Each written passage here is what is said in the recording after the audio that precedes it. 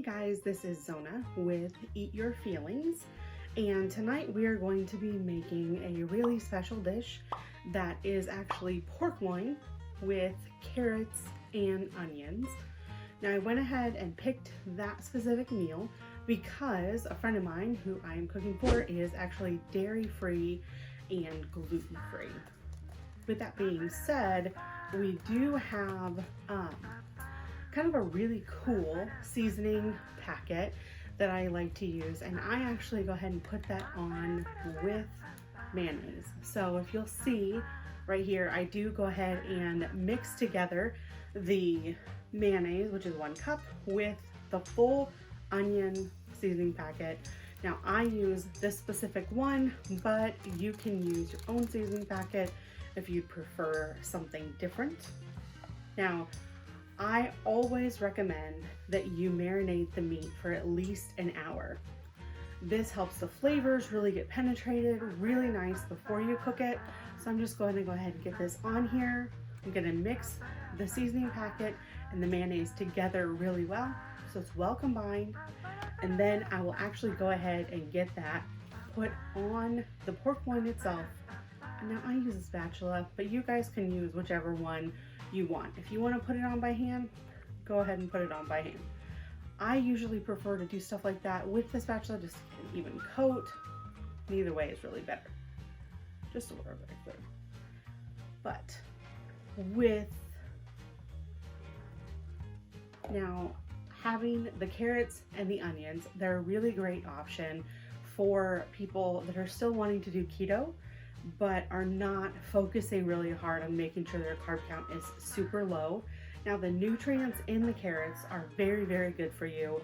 The Lipton's does not have a tremendous amount of carbs. It is an onion packet. It doesn't have any sugar in it, and that way you're not really spiking your blood sugar levels with those types of things. So I believe the carrots are a really good payoff as far as nutrition goes. You can choose to make these with other keto-friendly options. There's always jicama. You can always do that with cauliflower. You can use any type of turnip. Those are a really good option, or rutabaga have a lot less carbs. Or you can always use something like broccoli or cabbage. Now, the flavor is going to be quite a bit different with something like cabbage, but broccoli will be a little less pungent. So with that being said, this option is a really great option. It's really simple. Now I go ahead and take usually my onion peels and I set those aside, and I set aside the tops of the carrots and the little ends of the carrots that sometimes kind of get dried out, which I'm not a huge fan of. So I go ahead, cut those tops and bottoms off, and then if it is a concern for you where you have somebody in your family that might have a choking hazard and you don't want the round coins for the carrots, I do always kind of cut them at a diagonal anyway, but just to be on the safe side, you can actually cut them longwise, or lengthwise, I guess I should say. And that way, if it's cut in half or cut in fourths or whatever, you don't end up with as big of pieces. The other nice thing is, when you do cut them like that, it actually helps to cut some of the cooking time down. So that is a way that you know your carrots will be quite a bit softer. I like my carrots a little bit firm, so I go ahead and keep those in bigger chunks. I also want it to cook with my meat as well as the onions so that all those flavors kind of meld together really nicely in the pan. So what I'll do is I'll go ahead and I cut my carrots on a diagonal in between an inch and a half, maybe 2-inch pieces, and I go ahead and just pack those right around the pork loin.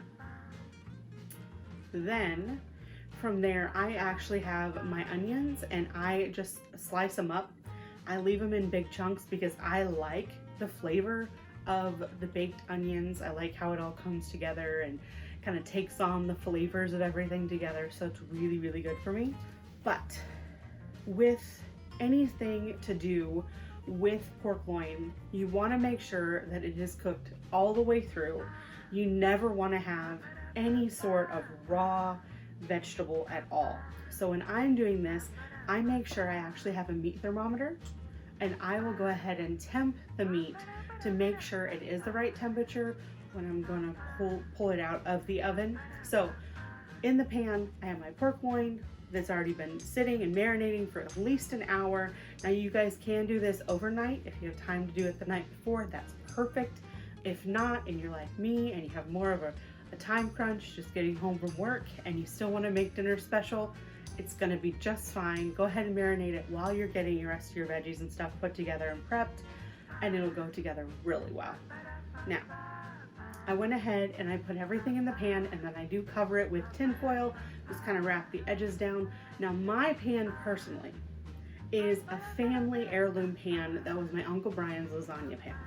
I really like this pan because of how deep the edges are and how nicely everything kind of is contained. All the juices kind of stay in the pan. Now I do add about a cup of red wine. Now I do prefer a drier red wine. I'm not a huge fan of sugary or sweet meats. If the wine is something where it would put you over your carb count for the day, definitely go ahead and leave that out. Not a problem at all. Again, I do believe it has a really great flavor, and in moderation, it is a really nice addition to the food itself. It's gonna be so good, you guys. But with that being said, you can omit the wine and it's totally fine. You can replace that with a bone broth. You can replace that with just water if you prefer water. There's some really good options out there that you can kind of substitute the red wine with, and it won't be any problem at all. All right. So with that being said, you do want to make sure that your pork is cooked all the way through. Now I'm putting my pork in at 350 degrees, and you do want to gauge it right around 25 minutes a pound. So my pork loin in the 2 pieces were just under 3 pounds. So I know that's going to be about an hour and 15 minutes, maybe just before. So right about an hour, I'm going to go ahead and I'm going to set my timer. I'm going to make sure that everything, that I have my meat thermometer, and then I can pull that out of the oven easily, temp it, make sure that it's right in that range. You want to make sure it absolutely at the center of the meat, the thickest part of the meat, that it gets to 145 degrees. I cannot stress this enough. Pork and chicken, you never want any sort of raw ever.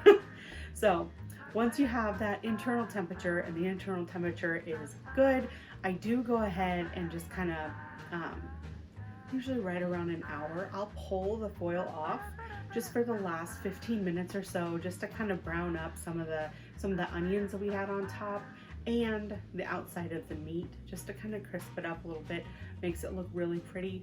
And then I'll save that foil and I'll put it back on to go ahead and take it with me if this is a dish to go. If it's not a dish to go, you can go ahead and just let that pork rest for a few minutes and then slice it nicely. You can present that on a platter, any way you guys like to serve family dinner. We do tend to do family style, so it's more like dish yourself, your own portions. But I'll go ahead and show you the potluck that we're going to be at later tonight, so that we're actually taking this dish to, and you can see some of the other dishes that people are bringing. But guys, it's been really fun to walk you through my pork recipe and doing an option that is dairy-free, that is gluten-free, that has a lot of flavor, that is going to be really good without having, you know, that lack of some sort of, you know, butter in your potatoes or something like that. I wanted to make sure that this meal didn't feel like it was lacking anything like that. Lots of good flavor, lots of fun. Definitely glad that you're here. And thank you so much for watching. Make sure that if you like the recipe, if you try the recipe, go ahead and comment down below. But also, if you guys have another recipe that you'd like to see us make, or if you're looking for a specific type of dish that you're needing us to make, just to kind of walk through together. I like to think of you guys as family, since you're here in my home kitchen. Then we can do that together. It'll be lots of fun. You can always find us on the Instagram. Now, for those of you that have been watching faithfully, we do have a giveaway. All of the details are linked in the description box below, and it will tie you to everything that you need to know. No worries there. It is pretty simple, but it is a pretty cool gift card. The other thing, and the last thing, is this. I just want to thank you guys for being here, for being part of the family, and for going ahead and liking and subscribing to the channel, liking the videos, so we keep making really good content for you, and hopefully you guys have a really great dinner. Not too bad. Is this done? Yum. Some rice. Good stuff.